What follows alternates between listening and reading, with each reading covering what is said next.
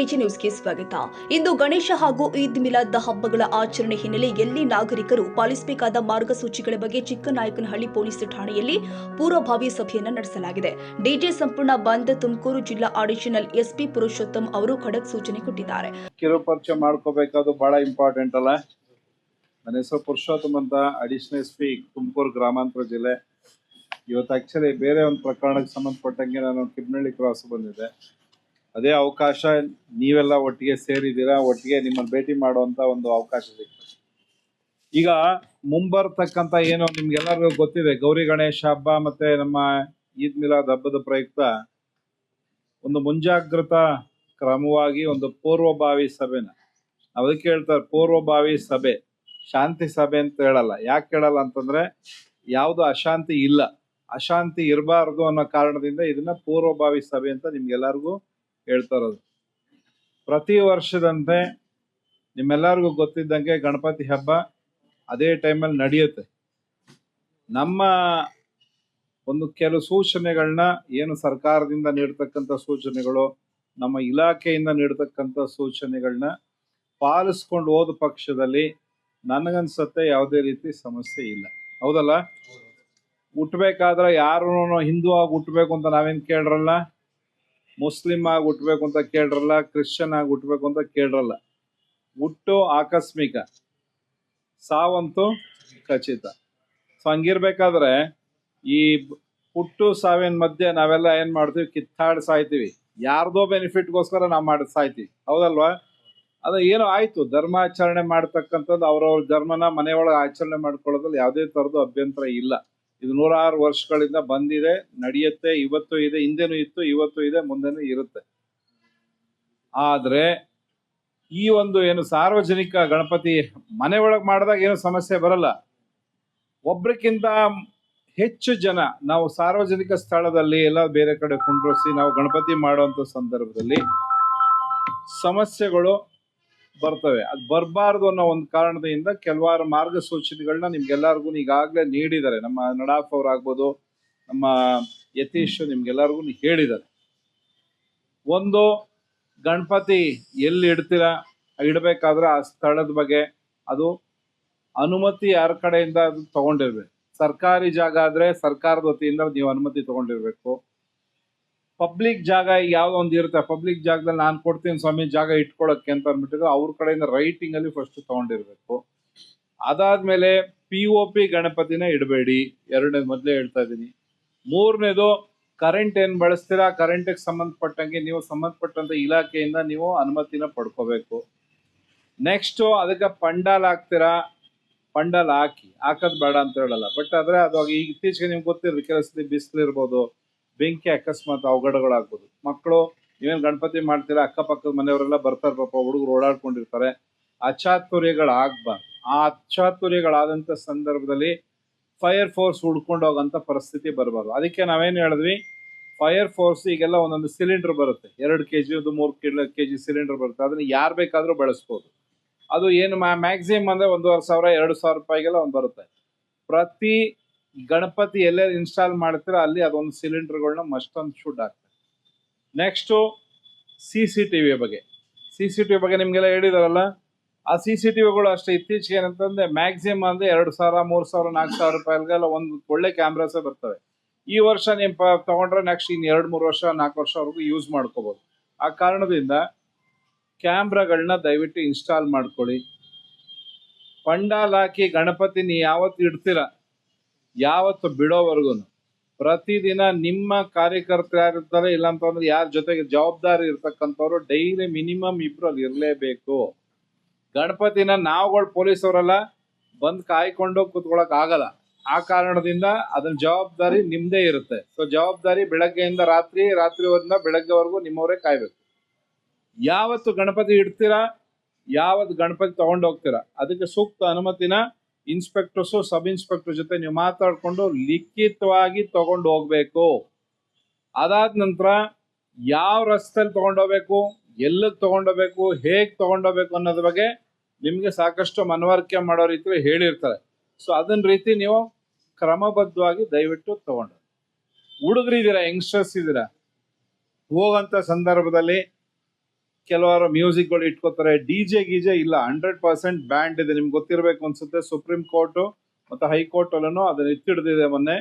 So ban ಆಗಿದೆ DJ. ಏನೋ ಒಂದೆರಡು ಸ್ಪೀಕರ್ ಹಾಕೊಳ್ಳಿ, ನೀಟಾಗಿ ಹೋಗಿ ಡ್ಯಾನ್ಸ್ ಮಾಡ್ಕೊಂಡು ಹೋಗ್ತಿರೋ, ಇನ್ನೊಂದು ಮಾಡ್ಕೊಂಡು ಹೋಗಿ. ಬಟ್ ಕುಡ್ದು ಗಿಡ್ದು ಗಲಾಟೆ ಮಾಡಿದ್ರೆ ತಪ್ಪಾಗುತ್ತೆ. ನಾ ಮೊದಲೇ ಹೇಳಿದ್ದೀನಿ, ಕುಡ್ದು ಗಿಡದ ಏನೋ ಗಲಾಟೆ ಆಯ್ತು ಅಂತ ಅಂದ್ರೆ 100% ನಿಮ್ದು ಬುಕ್ ಬಂದ್ಬಿಡ್ತೀರಾ. ಬುಕ್ಗೆ ಹೆಂಗೆ ಅಂದ್ರೆ ಒಂದ್ಸತಿ FIR ಆಯ್ತು ಅಂತಂದ್ರೆ ಅದನ್ನ ಪುನಃ FIR ಇಂದ ತೆಗಿಯಕ್ಕಂತೂ ಆಗದೇ ಇಲ್ಲ. ಯಾಕೆ ಅಂತಂದ್ರೆ FIR ಆದ್ಮೇಲೆ ನಿಮ್ಮ ಹೆಸರು, ವಿಳಾಸ, ನಿಮ್ ಕುಲ, ಗೋತ್ರ ಏನೇನ್ ಮಾಡಿರ್ತಾರೆ ಎಲ್ಲ ಅದ್ರಲ್ಲಿರುತ್ತೆ. ಈ ವರ್ಷ ಅಲ್ಲ 10 ವರ್ಷ ಆದ್ರೂ ಹಂಗೆ ಇರುತ್ತೆ. ಕೇಸ್ಗಳು ಮುಗಿಯಲ್ಲ, ನೀವು ಪಾಸ್ಪೋರ್ಟ್ ಸಿಗಲ್ಲ. ಒಂದು ಜಾಬ್ ವೆರಿಫಿಕೇಶನ್ಗೆ ಹೋದ್ರು ಅಲ್ಲಿ ಬಂದ್ರೆ ಅಲ್ಲಿ ಇಮಿಡಿಯೇಟ್ ಆಗಿ ಗೊತ್ತಾಗುತ್ತೆ ಯಾರು ಯತೀಶ್ ಅಂತಂದ್ರೆ ಯತೀಶ್ ಜಾಗದಲ್ಲಿ ಗೊತ್ತಾಗ್ಬಿಡುತ್ತೆ. ಸೊ ಹಂಗಾಗಿ ನೀವಾಗಿ ಖುದ್ದು ನಿಮ್ಮ ಕೈಯಲ್ಲೇ ನೀವು ನಿಮ್ಮ ಜೀವನ ಹಾಳು ಮಾಡ್ಕೊಂಡು ಹೋಗ್ಬೇಡಿ. ಮಾಡೋಂಥ ಸಂದರ್ಭ ಉತ್ತಮವಾಗಿ ಮಾಡಿ, ಚೆನ್ನಾಗಿ ಮಾಡಿ, ನಾವೆಲ್ಲ ನಿಮ್ಮ ಜೊತೆ ಸಹಕಾರ ಕೊಡ್ತೀವಿ. ಬಟ್ ಕಾನೂನು ಬಾಹಿರವಾಗಿ ದಯವಿಟ್ಟು ಮಾಡೋದು. ಆಮೇಲೆ ಕೆಲವರು ಊಹಾಪೋಗಳಿರ್ತವೆ. ನಾಳೆ ನೋಡಪ್ಪ ಯಾರೋ ಹಿಂದೂ ಯಾರೋ ಬೈದ, ಮುಸ್ಲಿಂ ಬೈದ ಅನ್ನೋರು, ಮುಸ್ಲಿಂಗೆ ಹಿಂದೂ ಬೈದ ಅಂತ ಯಾವುದೋ ಈ ಸೋಷಿಯಲ್ ಮೀಡಿಯಲ್ಲಿ, ನೀವೆಲ್ಲ ಸೋಷಿಯಲ್ ಮೀಡಿಯಲ್ಲಿ ಭಾಳ ಕೆಲವರೆಲ್ಲ ಭಾಳ ಚಿರಪರಿಚಿತರಾಗಿರ್ತೀರ ಹುಡುಗರು ಅಲ್ವೇನೆ, ಹೌದಲ್ಲ? ಅದರಲ್ಲೂ ಈ ಗ್ರಾಮಾಂತರ ಭಾಗದಲ್ಲಿ ನಾನು ನೋಡ್ತೀನಿ, ಸಿಟಿಗಿಂತ ಹೆಚ್ಚಾಗಿ ಗ್ರಾಮಾಂತರ ಭಾಗದಲ್ಲಿ ಭಾಳ ಆಕ್ಟಿವ್ ಇರ್ತಾರೆ. ಅದರಲ್ಲೂ ಏನೋ ಈ ವಾಟ್ಸಪ್ ಅಲ್ಲಿ ಆಗ್ಬೋದು, ಇನ್ಸ್ಟಾಗ್ರಾಮ್ ಅಲ್ಲಿ ಯಾರ್ಯಾರು ಫಾಲೋ ಮಾಡ್ತಾರೆ ಅಂತಂದ್ರೆ ಪತ್ತೆ ಮಾಡೋದೇ ಕಷ್ಟ ಆಗ್ಬಿಟ್ಟಿದೆ. ಸೊ ಆ ಕಾರಣದಿಂದ ದಯಮಾಡಿ ಅಂಥವನ್ನೆಲ್ಲ ನಿಮ್ಗೆ ಏನೋ ಗೊತ್ತಾದ ಪಕ್ಷದಲ್ಲಿ ಇಮಿಡಿಯೇಟ್ ಆಗಿ ತಿಳಿಸ್ಬೇಕು, ಸರ್ ಈ ರೀತಿ ಆಗ್ತಾ ಇದೆ. ಯಾಕಂದ್ರೆ ಒಬ್ಬರಿಂದ 100 ಜನಕ್ಕೆ ತೊಂದರೆ ಆಗೋಂಥದ್ದನ್ನ ಆಗ್ಬಾರ್ದು. ಬೈ ಮಿಸ್ಸಾಗಿ ಅಕಸ್ಮಾತ್ ಆಗ್ತಾ ಇದ್ರೆ ಇಮಿಡಿಯೇಟ್ ಆಗಿ ನಿಮ್ಮ ಪೊಲೀಸ್ ಅವ್ರ ಜೊತೆ ಸಂಪರ್ಕ ಇಟ್ಕೊಂಡು ಇಮಿಡಿಯೇಟ್ ಆಗಿ ಚೆಕ್ ಮಾಡಿದ್ರೆ ಅವ್ರು ಕಾನೂನು ರೀತಿಯಲ್ಲಿ ಏನು ಕ್ರಮ ತಗೋಬೇಕು ಅದ್ರ ಬಗ್ಗೆ ಮಾಡ್ತಾರೆ, ಹೌದಲ್ವಾ? ಸೊ ಅದನ್ನ ದಯವಿಟ್ಟು ನೀವು ಮಾಡಿ. ಆಮೇಲೆ ಗಣಪತಿನ ನೀವು ತಗೊಂಡು ಹೋಗಿ ಎಲ್ಲಿ ವಿಸರ್ಜನೆ ಮಾಡ್ತೀರಾ ಆ ವಿಸರ್ಜನೆ ಮಾಡಿದಂಥ ಸ್ಥಳಕ್ಕೆ ಮೊದಲೇ ಗುರುತು ಹಾಕಿರ್ತಾರೆ. ನಿಮಗೆ ಲೈಟಿನ ವ್ಯವಸ್ಥೆ ಮಾಡ್ಲಿಕ್ಕೆ ಹೇಳಿದ್ದೀವಿ. ಸುತ್ತಮುತ್ತ ಇಳಿಬೇಕಾದ್ರೆ ಹುಷಾರಾಗಿ ದಯವಿಟ್ಟು ಇಳಿರಿ. ನಿಮ್ಮ ಜೊತೆನೆ ನಾನು ನೋಡಿದ್ದೀನಿ ಎಷ್ಟೋ ಜನ ಹುಡುಗರುಗಳು ಇಳಿದಂಥ ಸಂದರ್ಭದಲ್ಲಿ ಏನೋ ಇದರಲ್ಲಿ ಹುಮ್ಮಸ್ಸಲ್ಲಿ ಒಳಗಡೆ ತಗೊಂಡೋಗ್ತಾರೆ, ಮುಳುಗೋಗ್ಬಿಡ್ತಾರೆ. ಮುಳುಗೋಗಿ ತೀರೋಗಿ ಇರ್ತಕ್ಕಂಥ ಪ್ರಕರಣಗಳು ಬಹಳ ಇದೆ. ಸೊ ಆ ಕಾರಣದಿಂದ ನಮ್ಮಲ್ಲಿ ಆ ರೀತಿ ಆಗ್ಬಾರ್ದು. ಯಾಕೆ ಹೇಳ್ತಾ ಇದ್ದೀನಿ ಅಂದ್ರೆ, ನಿಮ್ಮ ತಂದೆ ತಾಯಿಗಳು ಏನೋ ಆಸೆ ಆಕಾಂಕ್ಷೆಗಳು ಇಟ್ಕೊಂಡಿರ್ತಾರೆ. ಹೌದಪ್ಪ, ನಮ್ಮ ಮಕ್ಕಳೇನೋ ಉದ್ಧಾರ ಆಗ್ತಾರೆ, ನಮ್ಮನ್ನು ಸಾಕ್ತಾರೆ ವಯಸ್ಸಾದ ಕಾಲದಲ್ಲಿ ಅಂತ. ನೀವುಗಳೇ ಅಲ್ಲಿ ಹೋಗಿ ಇನ್ನೇನೋ ಅಚಾತುರ್ಯ ಮಾಡ್ಕೊಂಡು ತೊಂದರೆ ಮಾಡ್ಕೊಳ್ಳೋಂಥ ಪರಿಸ್ಥಿತಿ ಬರೋದು ಬೇಡ. ನಮ್ಮಿಂದ ಯಾರಿಗೂ ತೊಂದರೆ ಆಗ್ಬಾರ್ದು ಅನ್ನೋದಿದ್ರೆ, ಆ ಮನ್ಸಲ್ಲಿದ್ರೆ ಯಾವುದು ಆಗಲ್ಲ ಅನ್ನೋದು ನನ್ನ ಭಾವನೆ. ಗಣಪತಿ ಇಟ್ಟಾಗಿಂದ ಕೊನೆಯವರೆಗೂ ಬಿಟ್ಟು ವಾಪಸ್ಸು ಮನೆಗೆ ಬರೋವರೆಗೂ ನಿಮ್ಮ ಜವಾಬ್ದಾರಿನೂ ನಮಗಿದೆ. ಅದೇ ರೀತಿ ಹೇಳಿದೀವಿ ನಮ್ಮ ಇನ್ಸ್ಪೆಕ್ಟರ್ಸು, ಸಬ್ ಇನ್ಸ್ಪೆಕ್ಟರ್ಗಳೆಲ್ಲ. ಪ್ರತಿಯೊಂದು ಗಣಪತಿಲೂ ನಮ್ಮವ್ರೊಬ್ರಿಗೆ ಜವಾಬ್ದಾರಿ ಇರುತ್ತೆ. ಅಲ್ಲಿ ಹಿಂದೆ ಇರ್ತಕ್ಕಂಥ ಕಾನ್ಸ್ಟೇಬಲ್ಸು, ASIs ಇದಾರಲ್ಲ, ಎಲ್ಲರಿಗೂ ಅವ್ರಿಗೆ ಒಂದೊಂದು ಇಷ್ಟು ಗಣಪತಿ ಅಂತ ನಾವು ಕೊಟ್ಟಿರ್ತೀವಿ. ಈ ಸತಿ 10 ಗಣಪತಿ ಅಂದ್ರೆ 10 ಗಣಪತಿ ಒಬ್ಬರಿಗೆ. ಉದಾಹರಣೆಗೆ ಒಂದು 100 ಗಣಪತಿ ಇಲ್ಲಿದೆ ಅಂದ್ರೆ ಮಿನಿಮಮ್ 20 ಜನಕ್ಕೆ ನಾವು ಡಿವೈಡ್ ಮಾಡಿರ್ತೀವಿ. ಆ ಗಣಪತಿಗೆ ಅವನೇ ಮಾಲೀಕ. ಅಲ್ಲಿ ಏನೇ ಆದ್ರೂ ಅವನ ಜವಾಬ್ದಾರಿ. ನಾಳೆ ಏನಾದ್ರೂ ಒಳ್ಳೆ ರೀತಿ ಆದ್ರೂ ಅವನದೇ ಜವಾಬ್ದಾರಿ, ಕೆಟ್ಟದಾದ್ರೂ ಅವನದೇ ಜವಾಬ್ದಾರಿ. ಸೊ ಅವ್ರುಗಳು ಅಷ್ಟೇ, ಅವ್ರ ಕೆಲಸ ಉಳಿಸ್ಕೊಂಡು ಗೌರವವಾಗಿ ಕೆಲಸ ಮಾಡ್ಕೊಂಡೋಗ್ಬೇಕು ಅಂದ್ರೆ ಅವ್ರದ್ದು ಜವಾಬ್ದಾರಿ ಇರುತ್ತೆ. ಸೊ ನೀವು ಅವ್ರಿಗೆ ಸಹಕಾರ ಕೊಡ್ಬೇಕು. ಗೊತ್ತಾಯ್ತೇನಪ್ಪ? ಹಿಂದಿರೋರು ಪೊಲೀಸವ್ರು ನೀವು ಅಷ್ಟೇ. ಬಂದ್ವಿ, ಇಲಾಖೆಗೆ ಸೇರ್ವಿ, ಸೇನಾ ಸಂಬಳ ಬಂತು, ಹೋಗೋಂಥ ಪ್ರಶ್ನೆ ಇಲ್ಲ. ಆ ಕಾಲ ಹೊರಟೋಯ್ತು, ನಿಮ್ಗೆಲ್ಲ ಗೊತ್ತಿದೆ ತಾನೆ. ಮೊನ್ನೆ ಎಲ್ಲ ಆಗಿ ಗೊತ್ತಿದೆಯಲ್ಲ, ಬೆಂಗಳೂರು ನಗರದಲ್ಲಿ ಯಾರಿಗೂ ಸಹಾಯ ಮಾಡಕ್ಕಾಗಲ್ಲ. ಸೊ ಹಂಗಾಗಿ ನಿಮ್ ಕೆಲಸ ಉಳಿಸ್ಕೊಳ್ತಕ್ಕಂಥದ್ದು ನಿಮ್ ಕೆಲಸ. ಉಳಿಸ್ಕೋಬೇಕು ಅಂತಂದ್ರೆ ಪಬ್ಲಿಕ್ ಜೊತೆ ಚೆನ್ನಾಗಿ ಮಾತಾಡ್ಕೊಂಡು, ಏನ್ ಇನ್ಸ್ಟ್ರಕ್ಷನ್ಸ್ ಮೊನ್ನೆ IG ಸಾಹೇಬ್ರು ಕೊಟ್ಟಿದ್ದಾರೆ, SP ಸಾಹೇಬ್ರು ನಿನ್ನೆ ಸಾಯಂಕಾಲ ಸುಮಾರು ಸುದೀರ್ಘವಾಗಿ ನಿಮ್ಗೆಲ್ಲರಿಗೂ ಹೇಳಿದೆ. ಅದನ್ನ ನಡ್ಕೊಂಡು ಹೋದ್ರೆ ನೀವು ಖುಷಿಯಾಗಿರ್ತೀರ, ನಾವು ಖುಷಿಯಾಗಿರ್ತೀವಿ, ಜನನು ಖುಷಿಯಾಗಿರ್ತಾರೆ. ಒಂದು ಚೂರು ಮೈ ಮರೆತು ಏನಾದ್ರೂ ಅಚಾತುರ್ಯ ಆದ್ರೆ ಒಂದಿನ ಆಗೋ ಕೆಲಸ 15 ದಿನ, ತಿಂಗಳು ಕಾಯ್ಬೇಕಾಗ್ತದೆ, ಹೌದಲ್ವಾ? ಅದಕ್ಕೆ ದಯಮಾಡಿ ಅವಕಾಶ ಮಾಡಿಕೊಡ್ಬೇಡಿ. ನಾವು ಆಫೀಸರ್ಸ್, ಸೀನಿಯರ್ ಆಫೀಸರ್ಸ್ ಬರ್ಬೋದು, ಹೇಳ್ಬೋದು, ನಿಂತ್ಕೊಳ್ಬೋದು, ಮಾಡಿಸ್ಬೋದು, ಪಬ್ಲಿಕ್ ಜೊತೆ ಮಾತಾಡೋ ಎಲ್ಲ ಮಾಡ್ತೀವಿ. ಫಾಲೋ ಮಾಡ್ತಕ್ಕಂಥದ್ದು ನೀವುಗಳು ಇಂಪಾರ್ಟೆಂಟು. ನೋಡಿ, ಹಿಂದೆ ಇರ್ತಕ್ಕಂಥ ನೀವು ASI ಕಾನ್ಸ್ಟೇಬಲ್ಸ್ ಭಾಳ ಅದಕ್ಕೆ ಹೇಳ್ತಾ ಇದ್ದೀನಿ, ನೀವುಗಳು ಇಂಪಾರ್ಟೆಂಟು. ಚಿಕ್ಕನಾಯಕನಹಳ್ಳಿಗೆ ಪ್ರತಿದಿನ SP ಬರಲ್ಲ, ಅಡಿಷನಲ್ SP ಬರಲ್ಲ, ಇನ್ಯಾರು ಬರಲ್ಲ, ಹೌದನಪ್ಪ? ಏನೋ ಸಮಸ್ಯೆ ಆದಂಥ ಸಂದರ್ಭದಲ್ಲಿ ನಾವು ಬರ್ತೀವಿ. ನಿಮ್ಗೆ ಸಹಕಾರ 100% ಭಾಗ ನಾವು ಕೊಡ್ತೀವಿ. 100% ಅದ್ರ ಬಗ್ಗೆ ನೀವು ಏನು ತಲೆ ಕೆಡಿಸ್ಕೊಳ್ಳೋಂಥ ಪ್ರಶ್ನೆ ಇಲ್ಲ. ಬಟ್ ಏನಂದ್ರೆ ವ್ಯವಸ್ಥೆ ಹದಗೆಡಬಾರ್ದು, ಸುಸೂತ್ರವಾಗಿ ನಡಿಬೇಕು. ಜನರ ಜೊತೆ ಸ್ಪಂದಿಸಿ ಅವ್ರ ಕೆಲಸನೂ ಆಗ್ಬೇಕು, ನಮ್ಮ ಕೆಲಸನೂ ಆಗ್ಬೇಕು. ಮಾಡ್ತೀರಾ? ಸೊ ನಿಮ್ದು ಏನೋ ಕ್ವೈರೀಸ್ ಇದ್ರು ಹೇಳಿ, ನಾನು ಹೇಳ್ತೀನಿ. ಏನಾದ್ರು ಇದೆಯಾ? ನಂಬರ್ 1 ಬ್ಯಾಂಡ್ ಅಂತೂ ಎಲ್ಲ ಇದು DJ ಬ್ಯಾಂಡ್ ಪಬ್ಲಿಕ್ ಅಲ್ಲಿ ಯಾವುದೇ ಗಣಪತಿ ಇಡಬೇಕಾದ್ರೂ ಅಷ್ಟೇ ಪರ್ಮಿಷನ್ ಇಲ್ಲದೆ ಒಂದು ಗಣಪತಿನ ಇಡ್ಕೊಳ್ದು. ಇದು ವೆರಿ ಇಂಪಾರ್ಟೆಂಟು. ಇದನ್ನ ಟೈಮಲ್ಲಿ ನಾವು ಏನು ಇದು ಬೇರೆ ಬರ್ತಾ ಇದೆ, ನೆಕ್ಸ್ಟ್ 5ನೇ ತಾರೀಕು ಈದ್ ಮಿಲಾದ್ ಬರುತ್ತೆ. ಈದ್ ಮಿಲಾದ್ ಬಂದಂತ ಸಂದರ್ಭದಲ್ಲೂ ಅಷ್ಟೇ ಮುಸ್ಲಿಂ ಬಾಂಧವರಿಗೆ ನೀವು ಸಪೋರ್ಟ್ ಮಾಡಬೇಕು, ಹಿಂದೂ ಫೆಸ್ಟಿವಲ್ ಅಲ್ಲಿ ಅವ್ರು ಸಪೋರ್ಟ್ ಮಾಡಬೇಕು. ಅವ್ರ ಧರ್ಮ ಅವ್ರು ಆಚರಣೆ ಮಾಡ್ತಾರೆ, ನಿಮ್ಮ ಧರ್ಮ ನೀವು ಆಚರಣೆ ಮಾಡಿ. ಬಟ್ ಸಹಕಾರ ಕೊಡಿ. ಒಂದ್ ಜಾಗದಲ್ಲಿ ಒಂದ್ ಮರದ ನೆರಳಲ್ಲಿ ಇಷ್ಟು ಜನ ಕೂತಿರ್ತಾರೆ, ಎಲ್ಲರೂ ಅಣ್ತಂದಿರಂತೆ ನಡ್ಕೊಂಡು ಹೋಗಿ ದಯವಿಟ್ಟು. ಅವ್ರ ಧರ್ಮ ಅವ್ರವ್ರು ಮಾಡಕ್ ಬಿಡಿ, ಮನೆ ಒಳಗೆ ಮಾಡ್ಕೊಳ್ತಾರೆ. ಬಟ್ ರೋಡಲ್ಲಿ ಗಿಲಾಟೆಗೆ ಅವಕಾಶ ಮಾಡ್ಕೊಡ್ಬೇಡಿ. ಏನೇ ಸಮಸ್ಯೆ ಇರಲಿ, ನಡಾಫ್ ಅವ್ರು ಇರ್ಬೋದು, ಯತೀಶ್ ಇರ್ತಾರೆ, ಬೇರೆ ಸಬ್ ಇನ್ಸ್ಪೆಕ್ಟರ್ಸ್ ಎಲ್ಲ ಸ್ಟಾಫ್ ಇರ್ತಾರೆ. ಸೊ ನಾವೆಲ್ಲ ನಿಮ್ ಜೊತೆ ಇರ್ತೀವಿ. ಮತ್ತೊಮ್ಮೆ ನಿಮ್ಗೆ ಎಲ್ಲಾರ್ಗು ಗೌರಿ ಗಣೇಶ ಹಬ್ಬದ ಶುಭಾಶಯಗಳೊಂದಿಗೆ ಅವ್ರಿಗೂ ಸಹ, ಇನ್ನು ಮುಸ್ಲಿಮಾನ್ ಸಹೋದರ್ಗೂ ಅವ್ರಿಗೂ ಸಹ ನಮ್ಮ ಈದ್ ಮಿಲಾದ್ ಸಂಬಂಧ ಅವ್ರಿಗೂ ಸಹ ಹಾರೈಕೆನ ನೀಡಿ ಒಳ್ಳೆ ರೀತಿ ನಡ್ಕೊಳ್ಬೇಕು ಅಂತ ಹೇಳ್ತಾ ನನ್ನ ಮಾತನ್ನು ಮುಗಿಸ್ತೀನಿ. ನಮಸ್ಕಾರ. ಎಲೆಕ್ಟ್ರಿಸಿಟಿ ಒಂದ್ಬಿಟ್ಟು ಉಳಿದಂತೆ ಚೀಫ್ ಆಫೀಸರ್ ಇಲ್ಲೇ ಸಿಂಗಲ್ ವಿಂಡೋ ಮಾಡಿಸಿ ಇಲ್ಲೇ ಕೊಡಿಸ್ತೇವೆ ನಾವು. ನೀವು ಪರ್ಮಿಷನ್ ಯಾಕೆ ತಗೋರಿ ಅಂತ ಹೇಳ್ತೇವೆ ಅಂದ್ರೆ ಏನ್ರ ಅವಘಡ ಆಗಬಾರ್ದು ಅಂತ ಅಷ್ಟ ಉದ್ದೇಶಕ್ಕೆ ಅಷ್ಟೇ, ಮತ್ತೆ ಬೇರೆ ಏನಿಲ್ಲ. ಅದು ಪರ್ಮಿಷನ್ ತಗೊಂಡ್ರೆ ನಾವು ಅಲ್ಲಿ ಪೊಲೀಸ್ ಪ್ರೊಟೆಕ್ಷನ್ ಹಾಕಿರ್ತೇವೆ. ಅಲ್ಲಿ ಎಲ್ಲರೂ ಒಳ್ಳೆಯವರು ಅಂತಲ್ಲಿ ಯಾರೋ ಒಬ್ರು ಇಬ್ರು ಕುಡಿದು ಏನಾರು ಮಾಡಿ ಸಮಸ್ಯೆ ಮಾಡ್ತಾರೆ, ಕಾನೂನು ಸುವ್ಯವಸ್ಥೆ ಭಂಗ ತರ್ತಾರೆ ಅನ್ನೋ ಉದ್ದೇಶಕ್ಕಾಗಿ ನಾವು ಪರ್ಮಿಷನ್ ಮಸ್ಟ್ ಅಂದ್ರೆ ಕಂಡೀಷನ್ ಹಾಕಿ ಮಾಡಿದ್ದೀವಿ. ಆಮೇಲೆ ಉಳಿದಂತೆ ಎಲ್ಲಾ ಕಂಡೀಷನ್ಗಳನ್ನ ನೀಟಾಗಿ ಓದಿ ಹೇಳಿದ್ದಾರೆ. ದಯವಿಟ್ಟು ಅವನ್ನ ಇವರು ಯಾರು ಆರ್ಗನೈಸರ್ ಇದೀರಿ ನೀವು ನಿಮ್ಮಿಂದ ನಿಮ್ಮ ಕೆಳಹಂತದ ಸಂಘಟಕರಿಗೆಲ್ಲ ಅದನ್ನ ಹೇಳ್ಬೇಕಾಗತ್ತೆ. ಮತ್ತೆ ಪೆಂಡಾಲ್ನಲ್ಲಿ ಒಬ್ರು ಇರಂಗ್ ನೋಡ್ಕೇರಿ. ಯಾಕಂತಂದ್ರೆ ರಾತ್ರಿ ದೀಪ ಚಿಟ್ಟಿರ್ತೀರಿ, ಆ ದೀಪ ಏನೋ ಬೆಕ್ಕು ಅದು ಬಂದು ಉಳಿಸ್ಬಿಡ್ತು ಅಂದ್ರೆ ಆ ಬೆಂಕಿ ಬೀಳೋ ಸಾಧ್ಯತೆ ಇರುತ್ತೆ, ಅವಘಡ ಆಗುತ್ತದೆ, ತೊಂದರೆ ಆಗುತ್ತದೆ. ಹಾಗಾಗಿ ಒಬ್ರು ಅಲ್ಲಿ ಇರ್ಬೇಕು ಅಂತ ಹೇಳೋದು. ನಾವು ಪೊಲೀಸರು ಒಬ್ಬರು ಹಾಕಿರ್ತೇವೆ, ಆದ್ರೂ ನೀವಿದ್ರೆ ನಮಗೆ ತೊಂದರೆ ಆಗಲ್ಲ. ಪೊಲೀಸರು ಅಲ್ಲಿ ಇವರ ಕೆಡವಿದ್ರನೋ ಮತ್ತೆ ಯಾರು ಬಂದು ಕೆಡವಿದ್ರನೋ ಅಂತ ಅಪಪ್ರಚಾರ ಆಗುತ್ತೆ. ನಮ್ಮ ಪೊಲೀಸರೊಬ್ಬರನ್ನ ಚೇರಾಗಿ ಕುಂದಿಸ್ಬಿಟ್ಟಿರ್ತೇವೆ ನಾವು. ಅಲ್ಲಿ 24 hours ಇರ್ತಾರೆ. ನೀವಿದ್ರೆ ನೀವು ಕಣ್ಣಾರೆ ನೋಡಿರ್ತೀರಲ್ವಾ, ಇಲ್ಲ ಈ ತರ ಆಗಿದೆ ಅನ್ಬೋದು. ಆ ರೀತಿ ಯಾವ್ದು ಆಗೋದು ಬೇಡ. ಅಚಾನಕ್ ಆದ್ರೆ ಆಮೇಲೆ ಪ್ರೊಸೆಷನ್ ಏನಿದೆ, ನೀವು ಬೆಳಗಿನ ಜಾವ ಸ್ಟಾರ್ಟ್ ಮಾಡ್ಕೊಂಡು ರಾತ್ರಿ 9 ಗಂಟೆ ಲಾಸ್ಟ್ ಇದೆ, ಅಲ್ಲಿವರೆಗೆ ನಾವು ನಿಮ್ಗೆ ಫುಲ್ ಪೊಲೀಸ್ ಪ್ರೊಟೆಕ್ಷನ್ ಕೊಡ್ತೀವಿ. ಮತ್ತು ವಿಮರ್ಶನ್ ಪ್ಲೇಸ್ ನಲ್ಲಿ ಲೈಟಿಂದು ವ್ಯವಸ್ಥೆ ಮಾಡ್ಕೊಂಡಿರ್ಬೇಕು, ಸ್ವಲ್ಪ ಬ್ಯಾರಿಕೇಡ್ ವ್ಯವಸ್ಥೆ ಮಾಡ್ಕೊಂಡಿರ್ಬೇಕು. ಆಮೇಲೆ ಸುಮಾರು ಜನ ಸ್ವಲ್ಪ ಡ್ರಿಂಕ್ಸ್ ಮಾಡಿರ್ತಾರಲ್ವಾ, ಒಳಗಡೆ ಹೋದಾಗ ಅದು ಹೇಳಕ್ ಆಗಲ್ಲ, ಡೀಪ್ ಅದಾವ್ ನೀರು. ಈ ಸಲ ಮಳೆ ಹೆಚ್ಚಿಗೆ ಆಗಿರೋದ್ರಿಂದ ದೊಡ್ಡ ದೊಡ್ಡ ಕೆರೆಗಳೆಲ್ಲ ತುಂಬಿಟ್ಟಿದಾವು. ಅನಾಹುತ ಆಗಬಾರ್ದು ಅನ್ನೋ ಉದ್ದೇಶಕ್ಕಾಗಿ ಲೈಟಿಂಗ್ ವ್ಯವಸ್ಥೆ, ಬ್ಯಾರಿಕೇಡ್ ಮಾಡ್ಕೋಬೇಕು. ನಾವು ಅಲ್ಲಿ ಇರ್ತೇವೆ ಮುಂದ್ಗಡೆ, ಆಯ್ತಾ? ಇಷ್ಟೆಲ್ಲ ನೀವು ನಮ್ಗೆ ಸಹಕಾರ ಕೊಡ್ಬೇಕು. ಮತ್ತು ಪ್ರೊಸೆಷನ್ ಹೋಗೋ ಸಂದರ್ಭದಲ್ಲಿ ಟ್ರಾಫಿಕ್ ಜಾಮ್ ಆಗೋ ರೀತಿಯಲ್ಲಿ ಅದೇನಿದೆ ಅದನ್ನೆಲ್ಲ ನಾವು ನೋಡ್ಕೊಂತೇವೆ. ಟ್ರಾಫಿಕ್ ಒಂದ್ ಸೈಡ್ ನಿಮಗೆ ಫುಲ್ ಅವಕಾಶ ಕೊಡ್ತೇವೆ ನಾವು. ಒಂದ್ ರೋಡ್ನಲ್ಲಿ ಟ್ರಾಫಿಕ್ ಬಿಟ್ಟಿರ್ತೇವೆ, ಆಯ್ತಾ? ಆಮೇಲೆ ಅಲ್ಲಿ CC ಕ್ಯಾಮ್ರಾ ಹಾಕಿರಿ ಅಂತ ಹೇಳ್ತಾರೆ. CC ಕ್ಯಾಮ್ರಾ ಬೇಕಾದ್ರೆ ನೀವು ಹಾಕಿಣದಾರ ಇದು ಮಾಡ್ಕೊಂಡ್ರೆ ಒಳ್ಳೇದು, ಇಲ್ಲ ಬಾಡಿಗೆ ತಗೊಂಡು ಹಾಕೊಂಡ್ರೆ ಒಳ್ಳೇದು. ದೊಡ್ಡ ದೊಡ್ಡ ಗಣಪತಿಗಳಿಗೆ, ಚಿಕ್ಕ ಗಣಪತಿಗಳಿಗೆ ಏನು ಇದು ಬರಲ್ಲ. ಮತ್ತು ಪರ್ಮಿಷನ್ ಏನ್ ವಿಚಾರದಲ್ಲಿ ಇವ್ರು ಹೇಳಿದ್ದಾರೆ, ಮನೆಯಲ್ಲಿ ಇಟ್ಕೊಳ್ಳೋ ಬಿಟ್ಟು ಸ್ಟ್ರೀಟ್ ಅಂದ್ರೆ ಓಣಿಯಲ್ಲಿ ಇಡ್ತಾರಲ್ವ, ಎಲ್ಲರೂ ಪಬ್ಲಿಕ್ ಎಲ್ಲ ಸೇರಿರ್ತಾರಲ್ಲ, ಅಂತವಾಗ ಮಾತ್ರ ಪರ್ಮಿಷನ್ ತಗೋಬೇಕು. ಪರ್ಮಿಷನ್ ಮಸ್ಟ್ ತಗೋಬೇಕು. ನಿಮ್ಗೆ ಆ ಕಡೆ ಈ ಕಡೆ ಇಲಾಖೆಗೆ ಹೋಗ್ಲು ಬರಲು ತೊಂದರೆ ಇದ್ರೆ ಇಲ್ಲೇ ನಮ್ಮ ಸಬ್ ಇನ್ಸ್ಪೆಕ್ಟರ್ ಕಾಂಟ್ಯಾಕ್ಟ್ ಮಾಡಿದರೆ ನಾವು ನಿಮ್ಮ ಪರ್ಮಿಷನ್ ಅನ್ನು ಕೊಡಿಸುತ್ತೇವೆ, ಆಯ್ತಾ? ನಿಮ್ದು ಏನೋ ಪ್ರಶ್ನೆಗಳಿದ್ರೆ ನೀವು ನಮಗೆ ಕೇಳ್ಬೋದು. ಮತ್ತೆ DJ ಈ ಸಲ ಅಲೌ ಮಾಡಿಲ್ಲ. ನಿನ್ನೆ ಯಾರೋ ನಾವು ನೋಟಿಸ್ ಕೊಟ್ಟ ಮೇಲೆ ಸಂಘಟಕರಿಗೆ ಹಾಕಿದ್ರು ಹೈಕೋರ್ಟ್ ನಲ್ಲಿ ಹ್ಯಾಂಗ್ ಕೊಡಕ್ ಆಗಲ್ಲ ಅಂತ ಹೇಳಿದಾರೆ. ಹೌದು, ಯಾಕೆ ಕ್ಲಿಯರ್ ಆಗಿ ಮಾತಾಡ್ಬೇಕಲ್ವಾ? ಅದು ಯಾರು ನಾವು ನೋಟಿಸ್ ಕೊಟ್ಟಿದ್ರು ನಮ್ಮ ಪೊಲೀಸ್ನವರು, ಕರ್ನಾಟಕ ಸ್ಟೇಟ್ ಪೊಲೀಸ್ನವರು ಅದನ್ನ ತಗೊಂಡೋಗಿ ಹೈಕೋರ್ಟ್ಗೆ ಹಾಕಿದ್ರು. ಹೈಕೋರ್ಟ್ ನಲ್ಲಿ ಎಲ್ಲ ಕರೆಕ್ಟ್ ಇದೆ, ಅವ್ರು ಕೊಡಬಾರ್ದು ಅಂತ ಮಾಡಿದ್ದಾರೆ. ಸ್ಪೀಕರ್ ಕೊಡ್ತೇವೆ. Speaker no problem. ನೀವು ಒಳ್ಳೆ ರೀತಿಯಿಂದ ಚೆನ್ನಾಗಿ ಹಬ್ಬ ಮಾಡಿ. ಸ್ಪೀಕರ್ ನಾನಾ ಪರ್ಮಿಷನ್ ಕೊಡ್ತೇನೆ, ಅದೇನ್ ಸಮಸ್ಯೆ ಏನ್ ದಯಮಾಡಿ ಏನಿದೆ ನಮ್ಮ ದೇಶೀಯ ಒಂದು ಸಂಪ್ರದಾಯಗಳು ಏನಿದಾವೆ ಅವಕ್ಕೆ ಆ ಉತ್ತೇಜನ ಕೊಡ್ರಿ. ಅಟ್ಲೀಸ್ಟ್ ಅವ್ರೊಂದು 4 ಜನ 4 ತುತ್ತು ಅನ್ನ ತಿಂತಾರೆ. ದಯಮಾಡಿ ನೀವು ಅದಕ್ಕೆ ಅವಕಾಶ ಮಾಡ್ಕೊಡ್ರಿ. ಎಲ್ಲ ಹಳ್ಳಿಗಳಲ್ಲಿ ನೀವು ಇದ್ ಮಾಡ್ಕೋಬೇಕು. ಈ ವಾದ್ಯದವರು ಡೊಳ್ಳು ಕುಣಿತಿರ್ತಾರೆ, ವೀರಗಾಸೆ ಅವ್ರು ಇರ್ತಾರೆ. ದಯಮಾಡಿ ಅದನ್ನ ನೀವು ಅವ್ರಿಗೆ ನೀವು ಅದನ್ನೇ ನಂಬ್ಕೊಂಡಿರ್ತಾರೆ ಜನ. ಅದನ್ನೇ ಅದೇ ಕಸಬು ಜೀವನ ಪೂರ್ತಿ ಮಾಡ್ಕೊಂಡಿರ್ತಾರೆ. ಅವ್ರಿಗೆ ಒಂದು 4 ದಿವಸ ಅನ್ನ ಸಿಗ್ತದೆ. ದಯಮಾಡಿ ಇಂಥದಕ್ಕೆಲ್ಲ ನೀವು ಅತಿರೇಕದ ವರ್ತನೆಗೆ ಅಂತ ಹೋಗಿ ಅವರ ಏನು ನಮ್ಮ ದೇಶೀಯ ಒಂದು ಏನು ಸಂಪ್ರದಾಯಗಳು ಏನಿದೆ ಅವು ನಾಶ ಆಗ್ತವೆ. ನಾಶ ಆಗ್ತವೆ. ಎಂತೆಂತ ಕಲಾವಿದರಿದ್ದಾರೆ ಗುರುತಿಸ್ರಿ, ಅವ್ರನ್ನ ಒಂದು ಮುನ್ನೆಲೆಗೆ ತರುವಂತ ಪ್ರಯತ್ನ ಮಾಡಿ. ಈ ಹಬ್ಬಗಳು ನಿಮ್ಗೆ ಒಂದು ಸದಾವಕಾಶ ಇದು.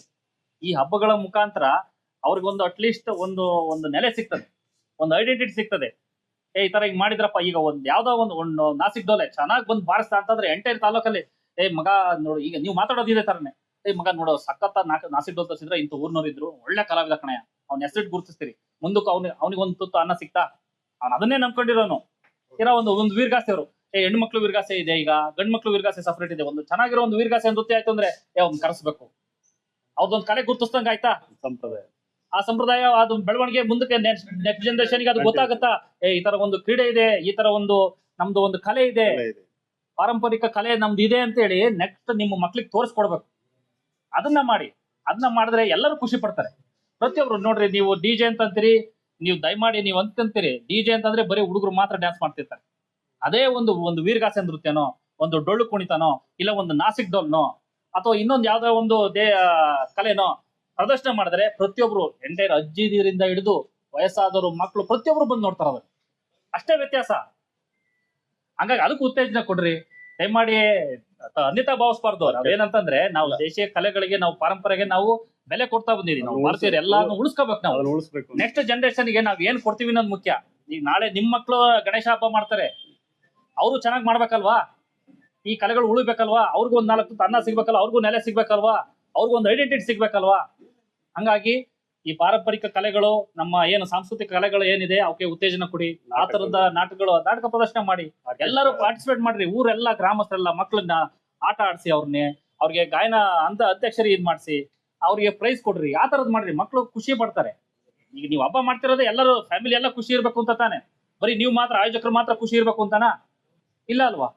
ಏನಾದ್ರೂ ಮಕ್ಕಳಿಗೆ ಒಂದು ಒಳ್ಳೊಳ್ಳೆ ಕಲ್ಚರಲ್ ಪ್ರೋಗ್ರಾಮ್ ಮಾಡಿಸಿ, ಒಂದು ಒಳ್ಳೆ ನೆಲೆ ಕಲೆ ಉಳಿತೈತೆ. ಅದು ಕಲೆ ಉಳಿಸಿ, ಈಗಿನ ಜನರೇಷನ್ ಕಲೆ ಮುಚ್ಚಾಕ್ತಿದ್ದೀರಾ, ಕಲೆನ ಉಳಿಸಿ ಮುಂದೆ ಪರಂಪರೆಗೆ ಬೆಳೆಸ್ಕೊಡ್ರಿ ಅದನ್ನ. ಈಗ ನೀವು ಡಿಜೆ ಅಂತ ಒಂದು ಕೊನೆಗೆ ಅವೇ ಮಕ್ಕಳು ಹಂಗೆ ಆಗ್ತಾ ಇದಾವ. ಈಗ ಆ ಡಿಜೆ ಮಾಡಿಸಿ ಲಾಸ್ಟ್ ಡೇನು ಮಾಡಿಸಿ, ತೊಂದ್ರೆ ಇಲ್ಲ. ಒಟ್ಟಾಗಿ ಇನ್ ಟೈಮ್ ತಗೊಂಡ ಗಣಪನ ಸುರಕ್ಷಿತವಾಗಿ ಈಜ್ ಬರೋಂತ ಒಬ್ರು ನುರಿತ ಈಜ್ ಬರೋಂತವನ್ನ ಕರ್ಕೊಂಡೋಗಿ ಅದನ್ನ ವಿಸರ್ಜನೆ ಮಾಡಿಸಿ ಅಲ್ವಾ.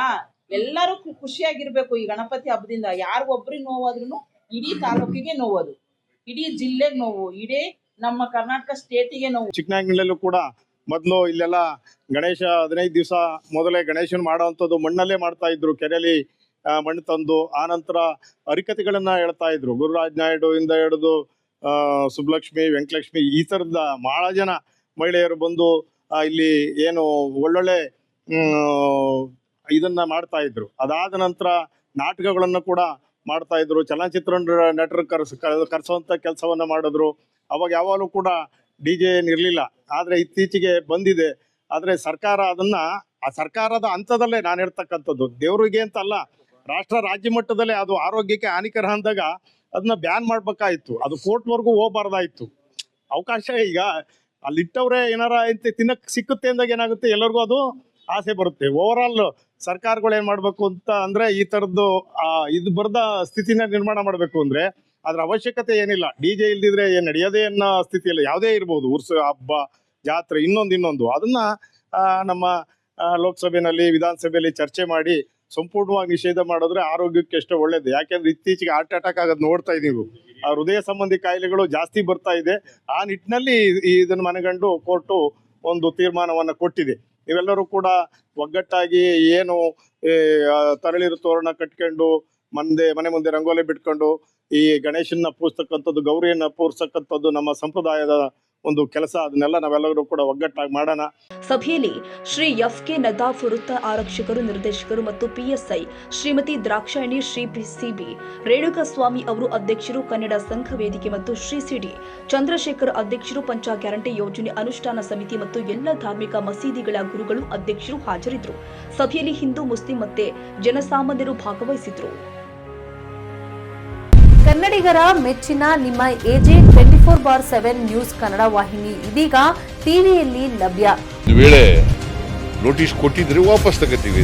ಇವತ್ತು ವಕ್ಫ್ ಪ್ರಾಪರ್ಟಿ ಅಂತೇಳಿ ಬರ್ತದೆ ಅಂತ ಹೇಳಿದ್ರೆ ರೈತರು ಬೀದಿಗೆ ಬಂದ್ರೆ ಏನ್ ಮಾಡ್ಬೇಕಾಗತ್ತೆ? ಯಾರು ವೋಟ್ ಹಾಕಿಲ್ಲ ಅಂದ್ರೆ ಗ್ಯಾರಂಟಿನೆಲ್ಲ ಸ್ಟಾಪ್ ಮಾಡ್ಬಿಡ್ತೀವಿ. ಮತ್ತೊಂದು ಹೆಸರೇ